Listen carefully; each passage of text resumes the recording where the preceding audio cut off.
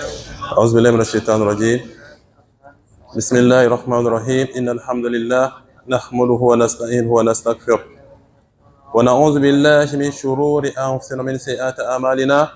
من يهده الله فلا مضل له ومن يضلل فلا هادي له وأشهد أن لا إله إلا الله وأشهد أن محمدا رسول الله وصلى الله عليه وعلى آله وأصحابه ومن تبعهم بإحسان إلى يوم الدين. أما بعد، سبحانك اللهم لا علم لنا إلا ما علمتنا إنك أنت العليم الحكيم. رب اشرح لي صدري ويسر لي أمري واحلل عقدة من لساني يفقهوا قولي. Nous remercions Allah subhanahu wa ta'ala qui nous a comptés parmi les vivants. Nous le remercions pour tous ces bienfaits dont il nous a comblés. Dans le plus grand des bienfaits, c'est d'avoir fait de nous des musulmans. Nous le remercions pour nous avoir donné cette disponibilité à nous rendre dans les mosquées pour son adoration. Nous prions sa paix et sa bénédiction sur le sceau du prophète Mohammed sallallahu alayhi wa sallam, surtout les membres de sa famille, ses illustres compagnons, et surtout ceux qui font un effort d'emboîter ses pas jusqu'au jour dernier.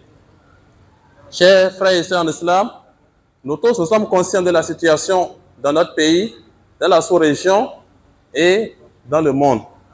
Nous savons bel et bien ce qui se passe. Chacun d'entre nous n'a plus besoin d'explications pour comprendre ce qui se passe. Nous allons voir dans la sous-région, nous connaissons bel et bien la crise politique qui sévit, ces problèmes de coup d'État auxquels nous assistons. Tout le monde est conscient de cela. Nous connaissons bel et bien la crise économique. Nous allons voir que ça ne marche pas. La mévente, chacun d'entre nous est conscient de ce qui se passe. Nous allons voir également qu'il y a une crise religieuse sur le plan religieux qui secoue le monde aujourd'hui.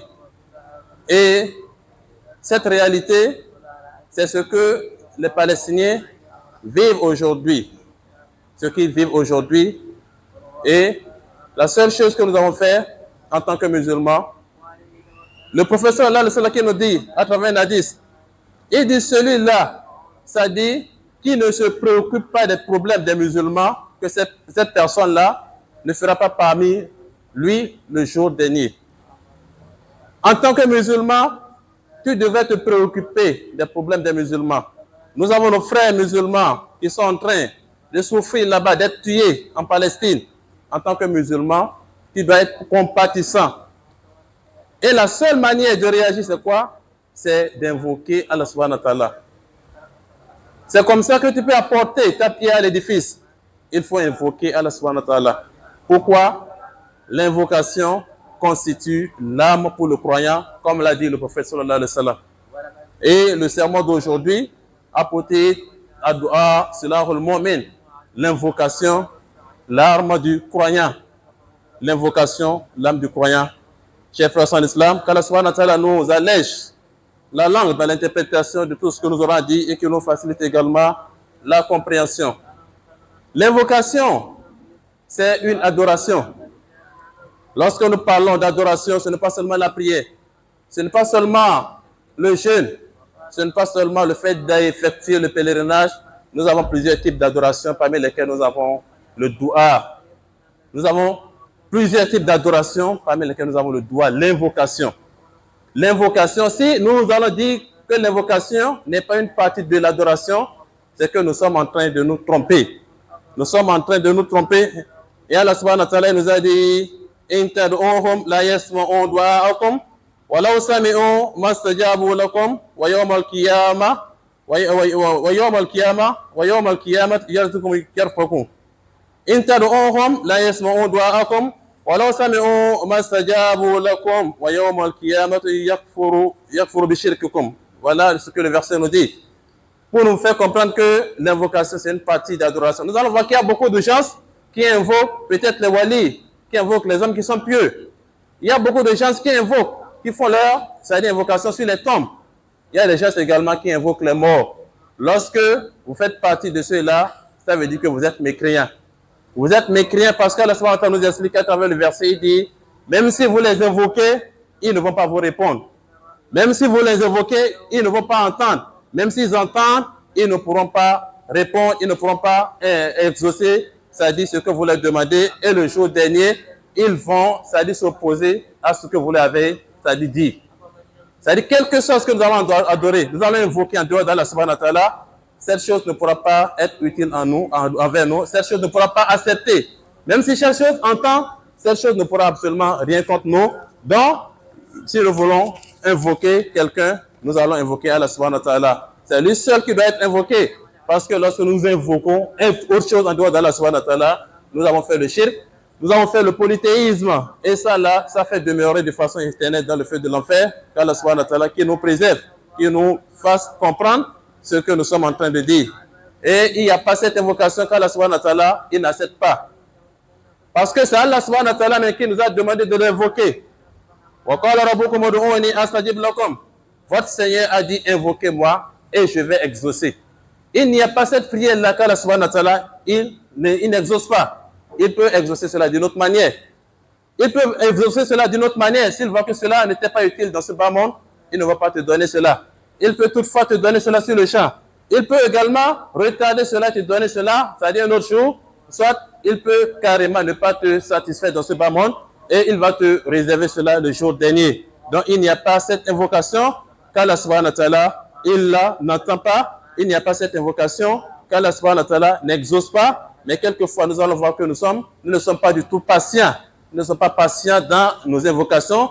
Nous invoquons un peu, nous sommes fatigués. Nous nous disons qu'Allah subhanahu wa ta'ala, il ne va pas exaucer. C'est une erreur que nous sommes en train de nous faire. Et chers frères en islam, l'invocation également a des outils. L'invocation a des outils. Pour que l'invocation soit acceptée, il faut faire usage de certains outils.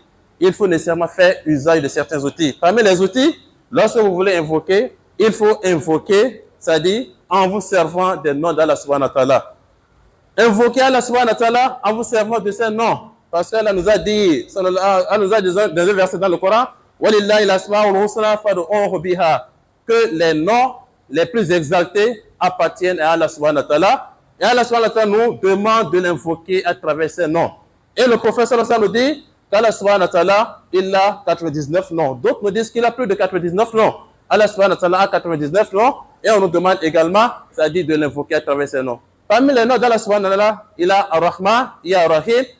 Quel que soit le problème que tu subis, il n'y a pas ce nom-là qui ne convient pas à ce problème. Il n'y a pas ce nom. Lorsque c'est le pardon que tu veux, on dit Ya Ghafour. Invoque Allah subhanahu wa ta'ala à travers ce nom, pardonne-moi Ya Ghafour. Si c'est la protection que tu veux, il y a le nom d'Allah subhanahu wa ta'ala qui convient à cela. Ya Hafiz, protège-moi. Si c'est la richesse que tu veux, Ya Razaq. Ça veut dire la meilleure manière d'invoquer Allah subhanahu wa ta'ala, il faut l'invoquer à travers ses noms.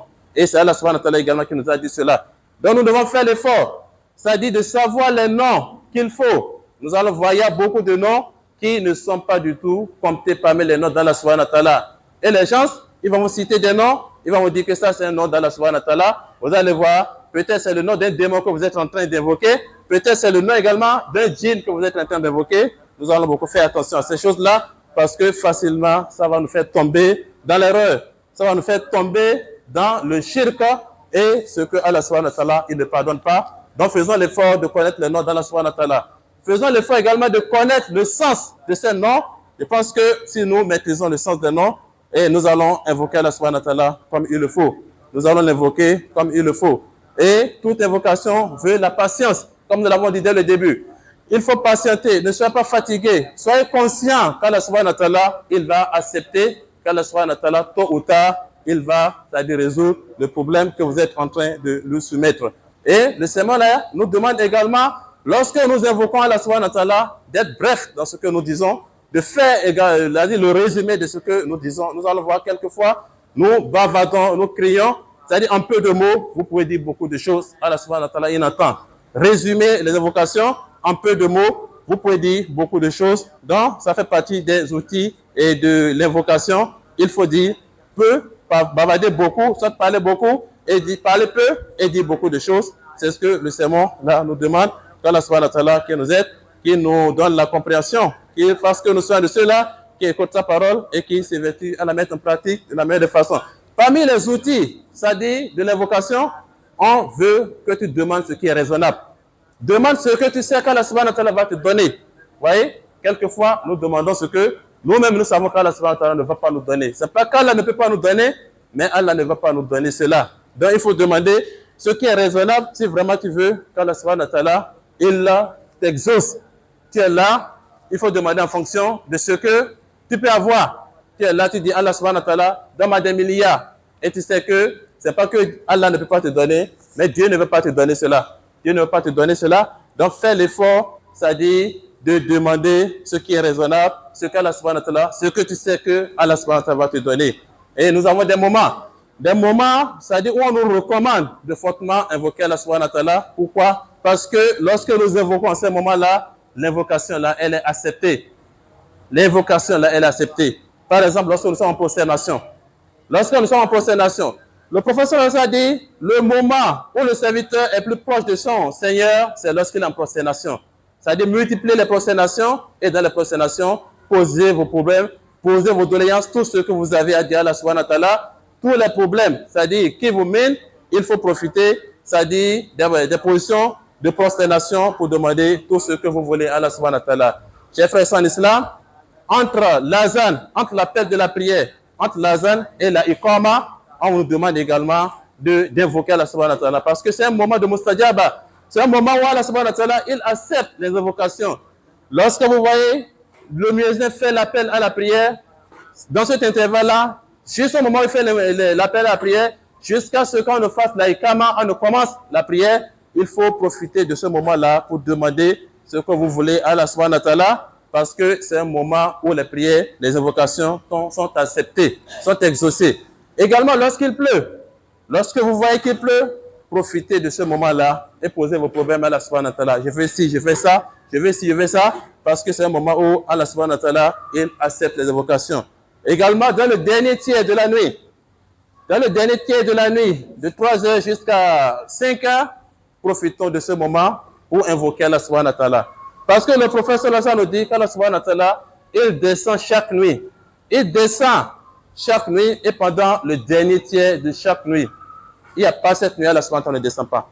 Lorsqu'on dit qu'Allah subhanahu wa ta'ala descend, pour toi, il faut accepter seulement. Il ne faut pas chercher à comprendre comment est-ce qu'Allah subhanahu wa ta'ala, il descend. Il descend d'une manière qui lui est propre et ça fait partie des attributs d'Allah subhanahu wa ta'ala. Allah subhanahu wa ta'ala, il voit comment, toi, ce n'est pas ton problème. Il entend comment, ce n'est pas ton problème. Allah subhanahu wa ta'ala nous dit dans le Coran qu'il a des mains et il ne faut pas chercher à comprendre comment se présentent les mains d'Allah subhanahu wa ta'ala. Dans le dernier tiers de chaque nuit, il faut profiter de ce moment et demander ce que tu veux à Allah subhanahu wa ta'ala parce que c'est un moment de mustajaba. Nous allons voir que nous sommes aujourd'hui le vendredi. Le prophète sallallahu alayhi wa sallam nous a dit, le vendredi, il y a, c'est-à-dire un instant où nos prières sont acceptées. Il y a un instant dans ce jour où toutes les prières que nous faisons sont acceptées. Donc les savants nous disent que c'est après la prière de Ansar, c'est-à-dire le dernier tiers, c'est-à-dire la dernière heure de Juma, après la prière de Ansar, vous allez profiter de ce moment pour invoquer Allah subhanahu wa ta'ala, parce que comme nous avons dit, c'est le prophète qui l'a dit, et c'est un moment de mustajaba. C'est un moment de mustajaba. Également le jeûneur, lorsqu'il est en état de jeûne, ou soit lorsqu'il est sur le point de rompre, il peut formuler ses intentions. Donc nous allons voir que c'est un hadith du prophète sallallahu alayhi wa sallam. Lorsque vous voyez le jeûneur qui fait l'invocation, Allah subhanahu wa ta'ala, il accepte cela. Également, nous avons le voyageur, parce qu'il y a un hadith où le prophète sallallahu alayhi wa sallam nous dit qu'il y a 3 personnes dont les invocations, c'est-à-dire ne sont pas rejetées. Il y a 3 personnes dont les invocations sont obligatoirement acceptées. Parmi ces personnes, nous a dit le jeûneur qui est en état de rompre. Lorsqu'il formule l'intention, Allah subhanahu wa ta'ala, il accepte cela. Il y a également le voyageur. Le voyageur, lorsque vous avez un voyageur chez vous, il faut demander à ce qu'il invoque Allah subhanahu wa ta'ala pour vous. Et Allah subhanahu wa ta'ala, il accepte cela. Ouais, le voyageur, celui qui quitte ici et qui doit parcourir des milliers de kilomètres, il est seul avec son Seigneur. C'est Allah subhanahu wa ta'ala qui est son compagnon. Dans tout ce qu'il demande, Allah subhanahu wa ta'ala, il accepte cela. Lorsque vous avez voyagé chez vous, il faut demander à ce qu'il prie pour vous, parce que le prophète sallallahu alayhi wa sallam nous dit que sa prière est acceptée. Également, l'opprimé, celui-là qui est victime d'une injustice. Nous allons voir que ce point-là, c'est-à-dire nous met beaucoup en garde. Faisons l'effort de fuir l'injustice. Fuyons l'injustice parce que le prophète sallallahu alayhi wa sallam nous dit que l'injustice, ça va se transformer en de ténèbres, en de l'obscurité le jour dernier. Quelle que soit ton assiduité aux prières, quel que soit ton degré de foi, lorsque tu as été injuste envers quelqu'un, lorsque tu opprimes quelqu'un et que cette personne l'a pris à Allah subhanahu wa ta'ala, cette personne l'a pu adorer le vaudou, cette personne peut être il peut ne pas être de la même confession religieuse que toi. Lorsqu'elle va prier, Allah subhanahu wa ta'ala va accepter cela. Donc faisons garde beaucoup à l'injustice, parce que ça va se transformer en des ténèbres le jour dernier. Nous avons ensuite l'invocation, c'est-à-dire qu'un père fait en faveur de son enfant, ou soit qu'une mère fait également en faveur de son enfant. Cette invocation, elle est acceptée. Donc, chers frères en islam, multiplions les invocations en ce moment. Et comme nous l'avons dit, chacun d'entre nous sait ce que nous sommes en train de vivre. Nous sommes en train de vivre toutes sortes de crises, c'est-à-dire économiques, politiques, religieuses, dont la seule âme dont nous détenons, la seule âme dont nous avons en main, c'est quoi? C'est l'invocation. C'est ça seul maintenant qui peut nous alléger la situation.